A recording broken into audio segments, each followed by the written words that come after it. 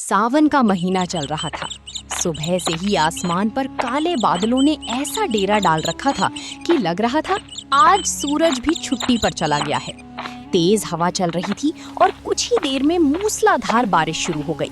बारिश इतनी तेज थी कि सड़क पर चलते लोग जहाँ जगह मिली वहीं रुक गए। कोई दुकान के शटर के नीचे खड़ा था, कोई पेड़ के नीचे भीग रहा था। इसी बारिश के बीच शहर के पुराने बस स्टैंड के पास एक छोटी सी तंदूर की दुकान थी। दुकान का नाम था बाबू तंदूरी सेंटर। दुकान बहुत बड़ी नहीं थी, लेकिन पूरे इलाके में उसके चिकन तंदूरी और गर्मा गर्म तंदूरी रोटी की खुशबू मशहूर थी। उस दुकान को चलाता था लगभग 55 साल का बाबू चाचा। चेहरे पर हमेशा मुस्कान रहती थी, लेकिन आंखों में एक अजीब सी उदासी भी छिपी रहती थी। लोग कहते थे कि बाबू चाचा कभी बहुत अमीर थे, लेकिन किस्मत ने उनसे सब कुछ छीन लिया। अब वही छोटी सी दुकान उनकी पूरी दुनिया थी। उस दिन बारिश इतनी तेज थी कि ग्राहक भी बहुत कम आ रहे थे। बाबू चाचा बार बार आसमान की तरफ देखते और धीरे से बुदबुदाते, हे भगवान, आज तो कोयला भी भीग जाएगा, फिर दुकान कैसे चलेगी। इतने में उनका नौकर छोटू भागता हुआ आया। उसके पूरे कपड़े भीग चुके थे। वो हांफते हुए बोला, चाचा, मुर्गियां तो बच गईं, लेकिन मैं पूरा पानी में तैर कर आया हूँ।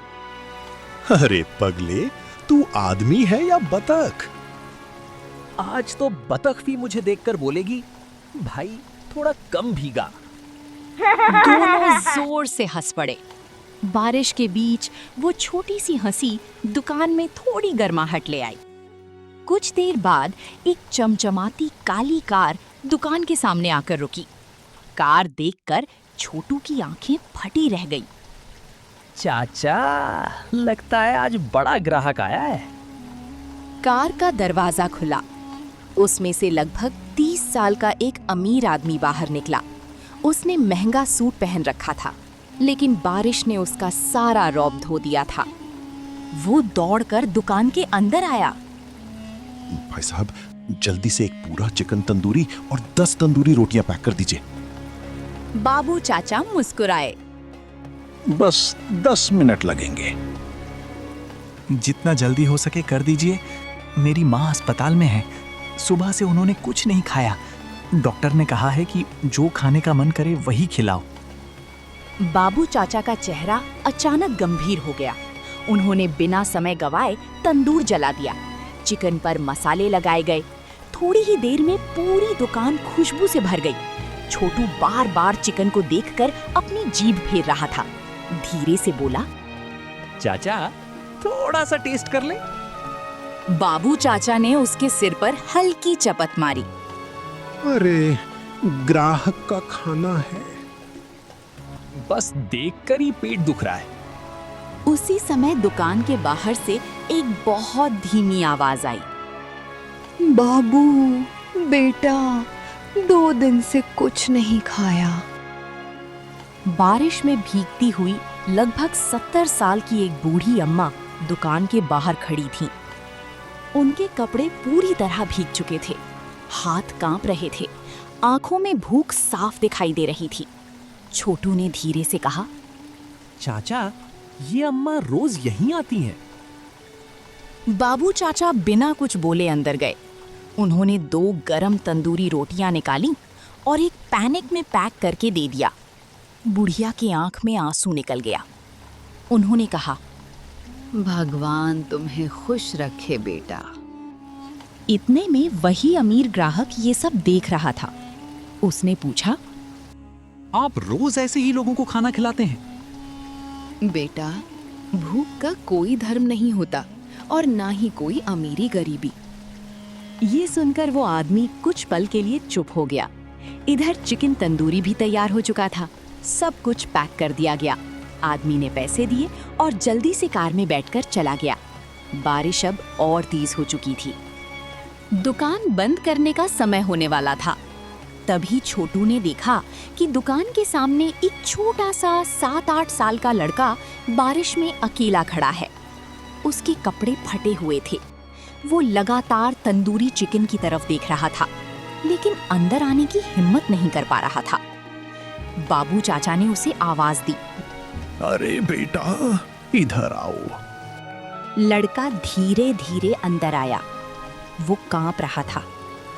बाबू चाचा ने पूछा। कुछ देर बाद फिर तंदूरी पैक करके उसे दे दिया और वो अपनी बहन के लिए घर की तरफ जाने लगा। कुछ देर बाद बच्चा को जाने के बाद वहीं एक बटुआ पड़ा हुआ मिला। बाबू चाचा ने उसे उठाया और बटुआ खोला। अंदर मोटी रकम थी, कुछ जरूरी कागज थे और एक ऐसी तस्वीर थी जिसे देखते ही बाबू चाचा के हाथ कांपने लगे। उनकी आंखें फैल गईं और उनके मुंह से सिर्फ एक शब्द निकला। ये कैसे हो सकता है?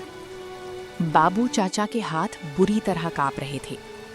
छोटू घबराकर, क्या हुआ चाचा? किसकी फोटो है? बाबू चाचा कुछ पल तक कुछ बोल ही नहीं पाए। उन्होंने तस्वीर को अपनी हथेली में कसकर पकड़ लिया। तस्वीर में लगभग 10 साल का एक छोटा लड़का था।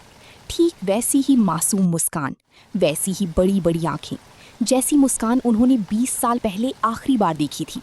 बाबू चाचा की आंखों के सामने पुरानी यादें घूमने लगीं।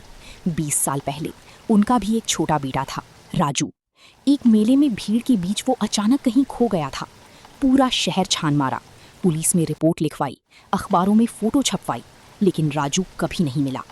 उस दिन के बाद बाबू चाचा की दुनिया ही बदल गई। इसी सदमे में उनकी पत्नी भी कुछ साल बाद चल बसी।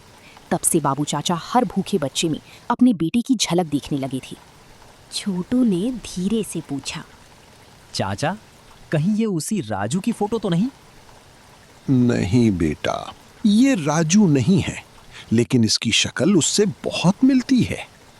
उसी समय उन्हें याद आया कि ये बटुआ शायद उसी अमीर ग्राहक का होगा जो अपनी माँ के लिए चिकन तंदूरी लेकर गया था। उन्होंने तुरंत बटुए के अंदर रखे कागज देखने शुरू किए। एक विजिटिंग कार्ड मिला। नाम लिखा था विक्रम मल्होत्रा। नीचे एक अस्पताल का पता और मोबाइल नंबर लिखा था। बाबू चाचा ने बिना देर किए नंबर मिलाया, लेकिन नेटवर्क नहीं था। बारिश इतनी तेज थी कि फोन बार बार कट जा रहा था। पार्ट 2 में जो हुआ उसे देखकर हैरान हो जाएंगे। उसके लिए चैनल को सब्सक्राइब कर लो।